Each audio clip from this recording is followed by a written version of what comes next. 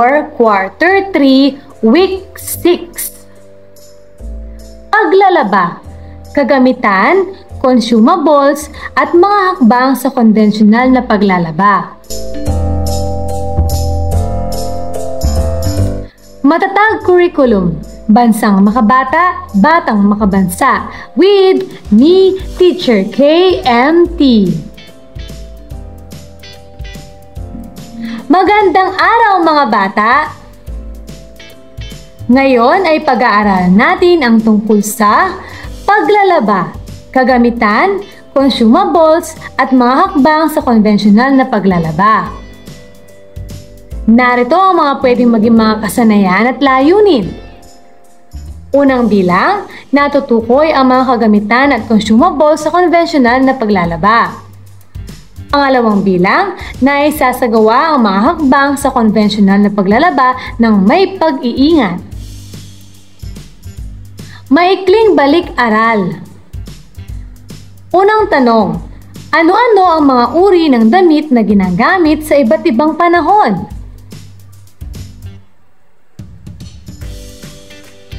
Magaling! Sa tag-init, karaniwang nagsusuot ng mga magagaan at manipis na damit tulad ng t-shirt at shorts. Sa tag-ulan, gumagamit ng mga kapote at payong upang hindi mabasa. Sa taglamig, nagsusuot ng makakapal na damit tulad ng jacket at sweater upang mapanatiling mainit ang katawan. Para sa pangalawang tanong, ano-ano ang mga uri ng damit na ginagamit sa iba't ibang okasyon? Mahusay! Sa mga formal na okasyon, nagsusuot ng barong Tagalog o gown. Sa mga kasual na okasyon, karaniwang nagsusuot ng t-shirt at jeans. Sa mga espesyal na pagdiriwang tulad ng kasal, nagsusuot ng magagarang damit tulad ng suit or cocktail dress. Sa mga palakasan, gumagamit ng sportswear tulad ng jersey at shorts. Pangatlong tanong, bakit kailangang iangkop ang isusuot na damit ayon sa okasyon at panahon? Napakagaling! Kailangang iangkop ang isusuot na damit ayon sa okasyon at panahon upang maging komportable at angkop sa sitwasyon. Sa tamang damit, maipapakita rin ang respeto sa okasyon at sa mga taong naroroon. Halimbawa, sa formal na okasyon, nararapat magsuot ng formal na damit. At sa malamig na panahon, kailangan ng makakapal na damit upang mapanatiling mainit ang katawan. Buo kahulugan. Dugtungan ang di kumpletong pahayag upang makabuo ng isang pangungusap. Para sa unang ulap, iniingatan ko ang aking damit sa pamamagitan ng magaling, maingat na paglalaba at tamang pag-iimbak.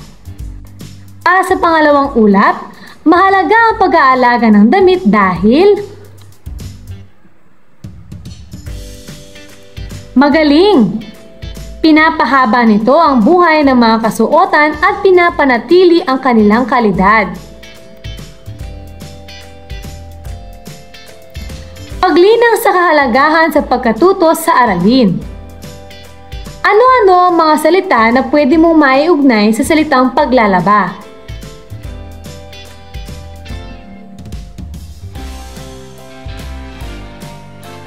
Magaling! Pwedeng maiugnay ang mga salitang sabon, mansa, sampayan, pagbababad, detergent, at banlaw.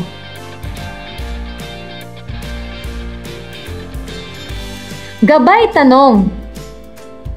Una, nakaranas ka na bang maglaba? Ano-ano ang mga karaniwang ginagamit sa paglalaba?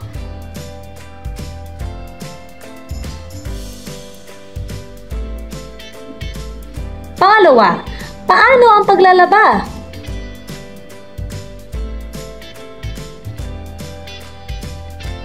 Pangatlo, ano-ano ang mga pag-iingat na dapat tandaan sa paglalaba?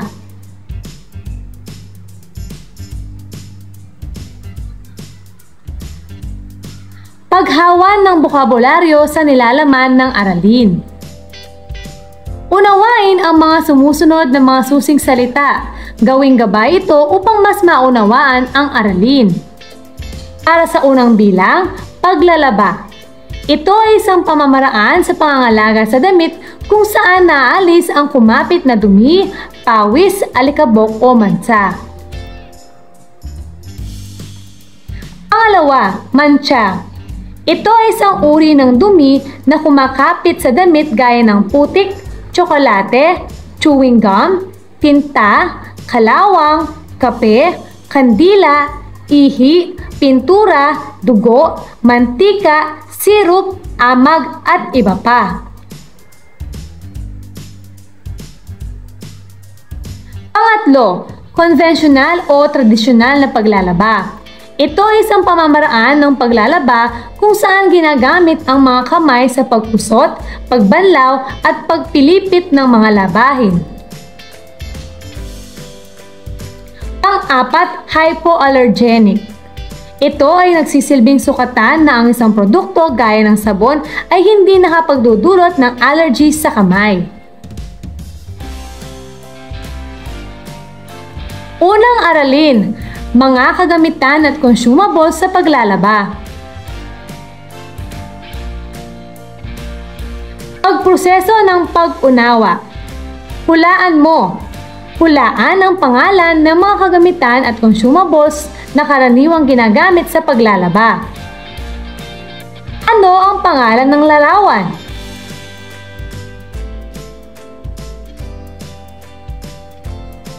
Napakagaling! Ito ay mga detergent.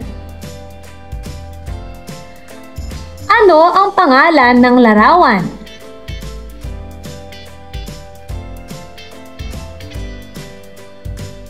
Mahusay! Ito ay tubig sa timba. Ano ang pangalan ng larawan?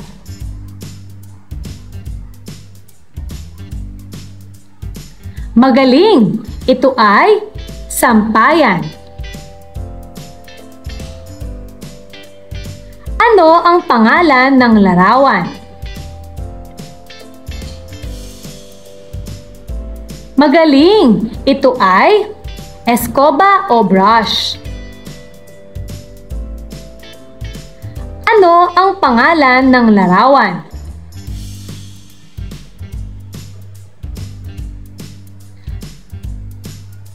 Mahusay! Ito ay mga fabric conditioners.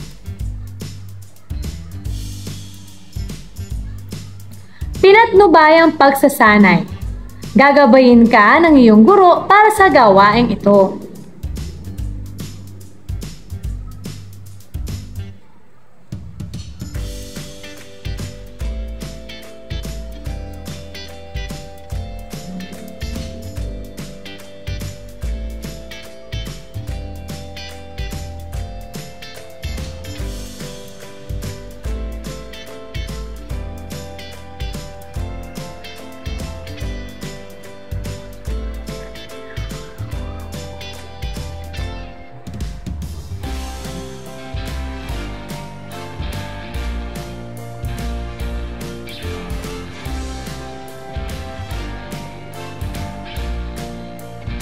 Mga kagamitan at consumables sa paglalaba.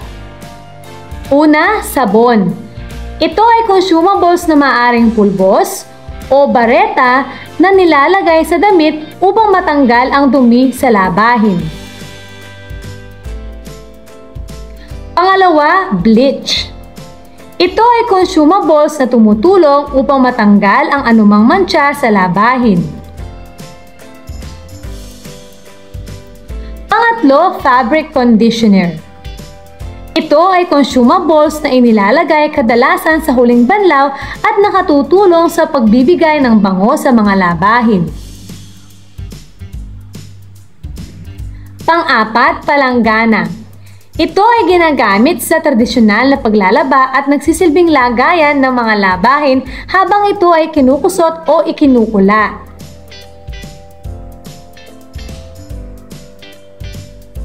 Panglima, timba. Ito ay nagsisilbing sisidlan ng tubig o mga labahing matapos makusot. Pang-anim, eskoba.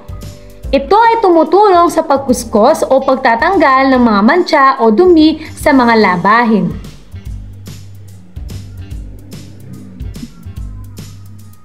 Pang-pito, palo-palo o laundry paddle. Ito ay tumutulong sa pagkukusot ng mga malalaki, mabibigat at maruruming mga labahin. Pang-walo, washing board. Ito ay ginagamit na patungan sa pagkukuskos ng mga labahin o pagpapalo-palo ang mga maruruming labahin.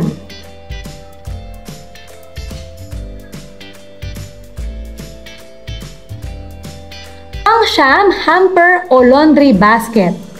Ito ay ginagamit na sisidlan ng mga labahin. Pang-sampu, ipit. Ito ay nagsisilbing pang-ipit ng mga labahin na nakasampay upang hindi malaglag ang mga ito.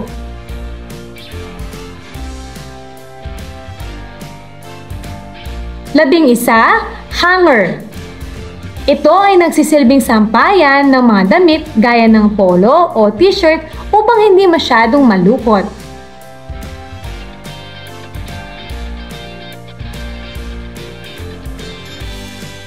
Bakit kailangang alamin ang mga kagamitan o consumables sa paglalaba?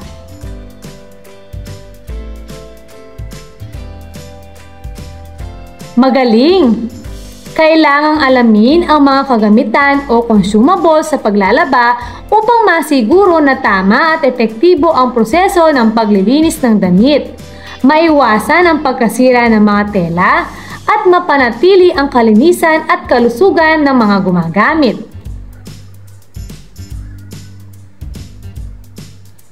Paglalapat at pag-uugnay.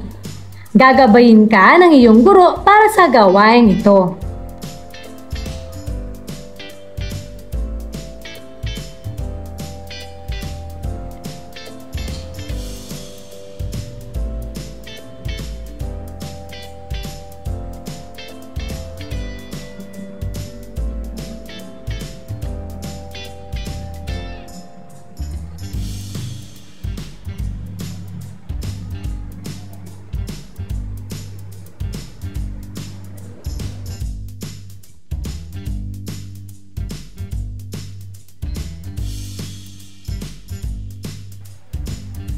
Pangalawang aralin, mga hakbang sa tradisyonal na paglalaba. Pagproseso ng pag-unawa. Pagsunod-sunurin. Pagsunod-sunurin ang mga wastong pamamaraan ng paglalaba. Ilalagay ang 1 bilang pinakaunang hakbang, 2 ang susunod na hakbang at iba pa. Para sa unang hakbang hanggang 5, narito. Unang bilang, suriin kung may laman ang mga bulsa. Pangalawa, ihanda ang mga gamit sa paglalaba. Pangatlo, ihiwalay ang mga puti sa dekolor, marumi at di gaanong marurumi. Pang-apat, ibabad ang mga puting damit sa sabon at ikula. Pang-5, unahing basahin at kusutin ang mga puting damit. Ngayon, pagsunod-sunurin mo ito.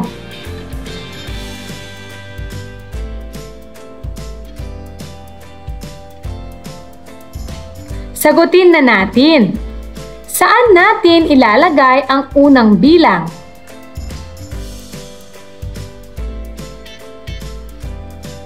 Magaling! Ihanda ang mga gamit sa paglalaba. Saan naman natin ilalagay ang pangalawang bilang?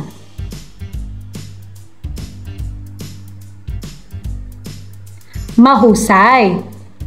Suriin kung may laman ang mga bulsa. Saan naman natin ilalagay ang pangatlong bilang?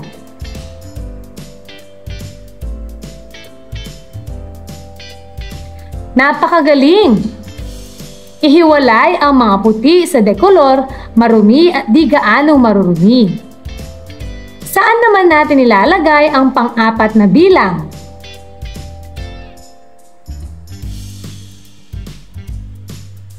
Mahusay! Unahing basain at kusutin ang mga puting damit. At syempre, ilalagay natin ang panglimang bilang sa ibabad ang mga puting damit sa sabon at ikula.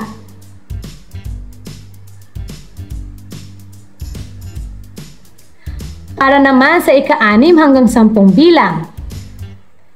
Pang-6, isunod na banlawan ang mga dekolor na damit.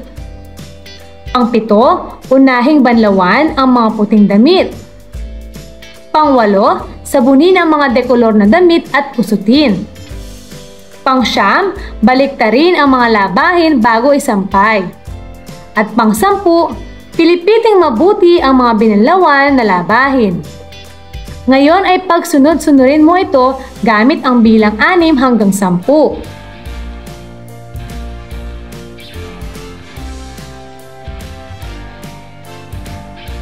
Sagutin na natin, saan natin ilalagay ang ika-6 na bilang?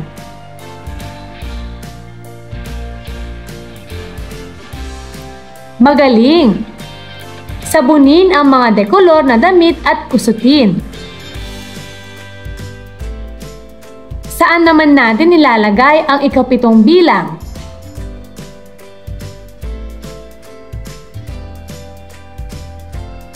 Mahusay!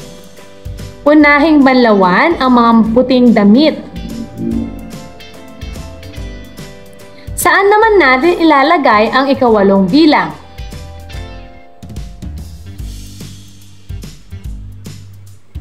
Magaling! Isunod na banlawan ang mga dekolor na damit. Saan naman natin ilalagay ang pang-9 na bilang?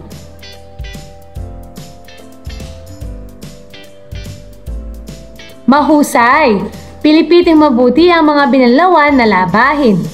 At ang pang-10, baliktarin ang mga labahin bago isampay.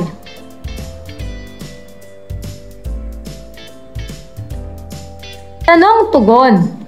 Sagutin ang mga sumusunod na tanong. Para sa unang bilang, ano-ano sa iyong palagay ang mga hakbang sa wastong paglalaba?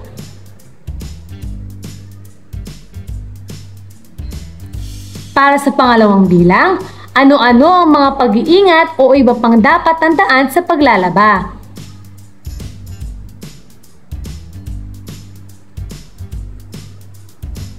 Pinatnubayang pagsasanay. Gagabayin ka ng iyong guro para sa gawaing ito.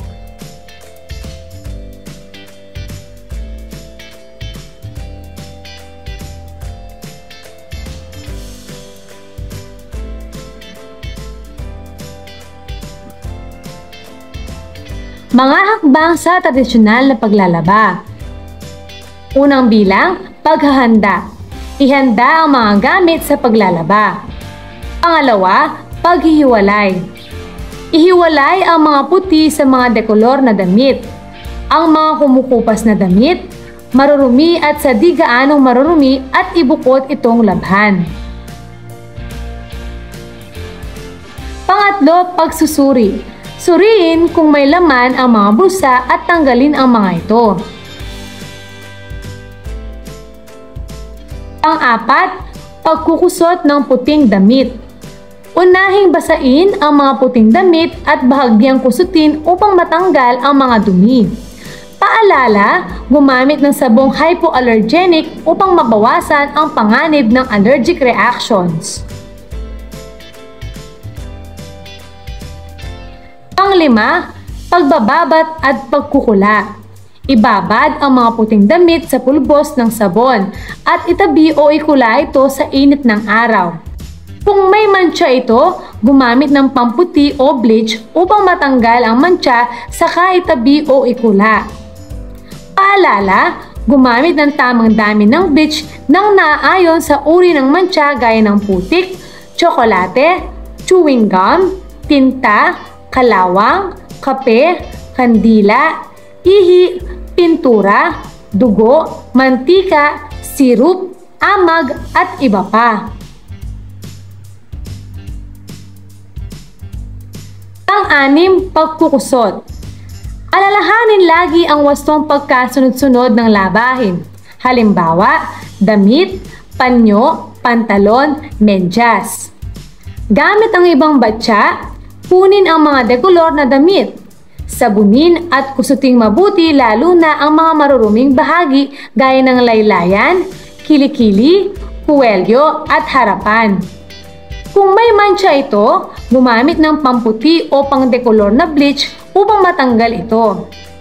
Sa mga maruruming mga labahin, maaaring gumamit ng palo-palo o eskoba para matanggal ang kumapit na dumi. Kusutin ang itinabing o ikinulang puting damit. Maaaring gumamit ng eskoba para matanggal ang mga dumi o mantsa na kumapit sa mga labahin.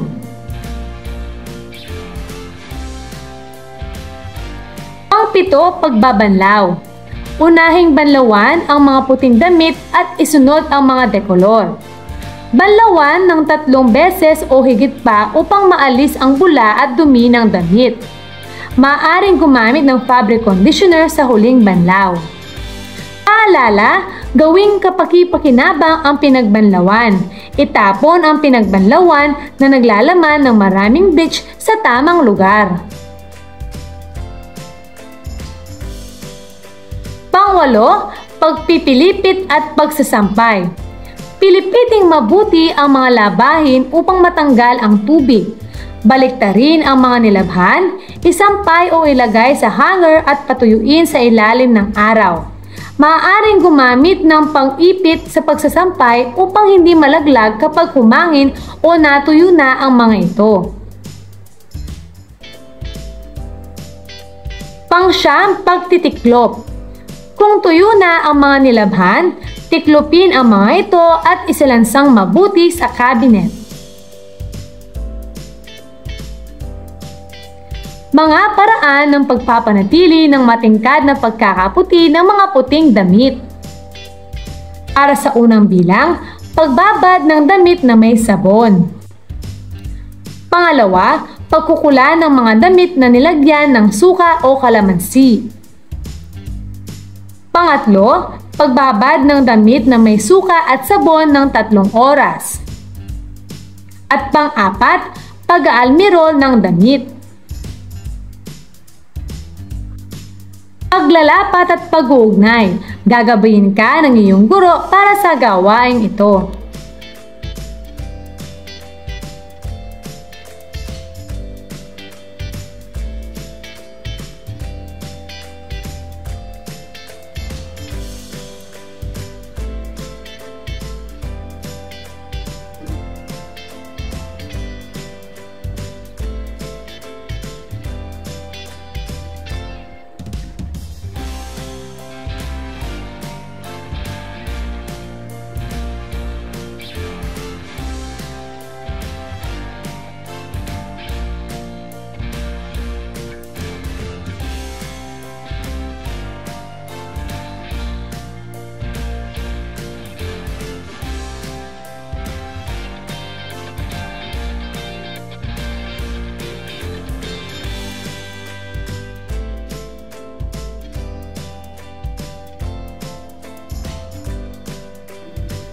Pabawang pagkatuto. Sagutin ang mga sumusunod na tanong. Para sa unang bilang, bakit isinasagawa pa rin natin ang tradisyonal na paglalaba? Magaling! Isinasagawa pa rin natin ang tradisyonal na paglalaba dahil ito ay bahagi ng kultura at tradisyon. Mas mura, magandang ehersisyo, mas epektibo sa paglilinis, at sa ilang lugar, ito lamang ang praktikal na paraan. Para sa pangalawang bilang, sino sa miyembro ng pamilya ang namamahala sa paglalaba? Bakit? Napakagaling! Karaniwang ang ina o isang nakakatandang miyembro ng pamilya ang namamahala sa paglalaba dahil sila ang may karanasan at kadalasang may oras para gawin ito. Para sa pangatlong bilang, ano-ano ang mga dapat tandaan sa paglalaba maging tradisyonal na paglalaba? Magaling! Sa paglalaba, mahalagang tandaan ang paghiwalayin ang puti at may kulay. Gamitin ang tamang dami ng sabon, banlawing mabuti ang mga damit at iwasang kuskusin ng sobrang lakas upang hindi masira ang tela. Pagtataya. Ano ako? Tukuyin ang mga sumusunod na kagamitan at consumables na karaniwang ginagamit sa paglalaba. Isulat ang iyong sagot bago ang bilang. Para sa unang bilang, ito ay ginagamit sa pagpipilit ng mga labahin sa makabagong pamamaraan ng paglalaba. Ano ito?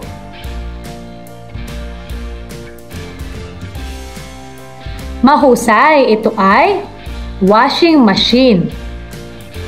Pangalawa, ito ay nagsisilbing lagayan ng mga labahin. Ano ito?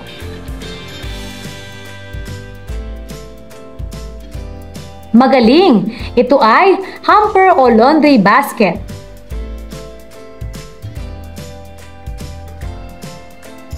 Pangatlo, ito ay ginagamit na sampayan ng mga damit para mas mabilis matuyo. Ano ito? Mahusay, ito ay sampayan. Pang-apat, ito ay tumutulong sa pagkukusot lalo na sa mga malalaki, mabibigat at maruruming labahin. Ano ito? Napakagaling! Ito ay palo-palo o laundry paddle. Pang-lima, ito ay kagamitan na karaniwang ginagamit upang kaagad matuyo ang damit sa makabagong paglalaba. Ano ito? Magaling! Ito ay dryer. Pang-anim, ito ay tumutulong na pagtanggal ng dumi ng mga labahin. Ano ito?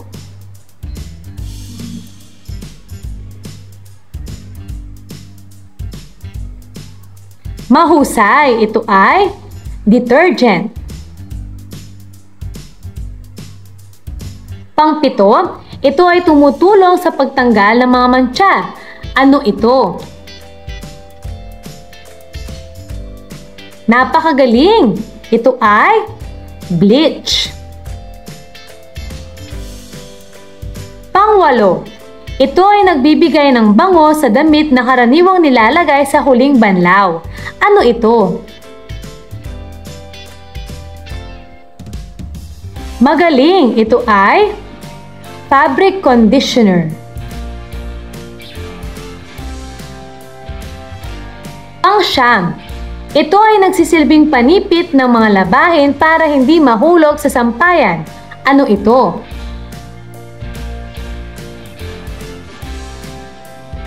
Magaling! Ito ay ipit.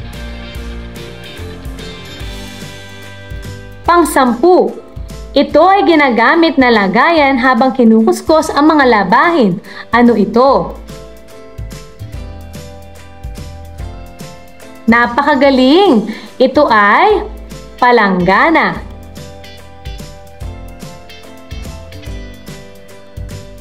Mahusay mga bata!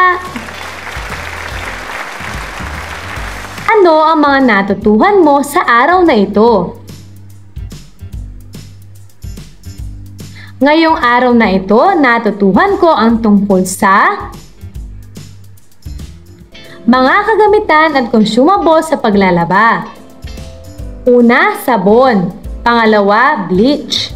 Pangatlo, fabric conditioner. Pang-apat, palanggana. Pang-lima, timba. Pang-anim, eskoba. Pang-pito, palo-palo o laundry paddle. Pang-walo, washing board. Pang-siyam, hamper o laundry basket. Pang-10, ipit. At pang-11, hanger.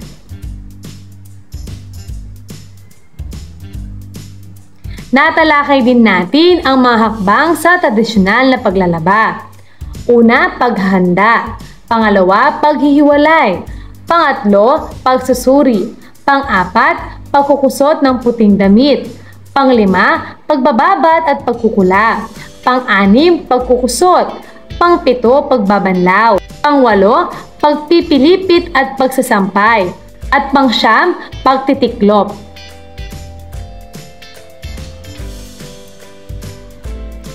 Maraming salamat sa pakikinig mga bata. Sana'y may natutuhan kayo. Huwag mong kalimutan pindutin ng like, share, at subscribe.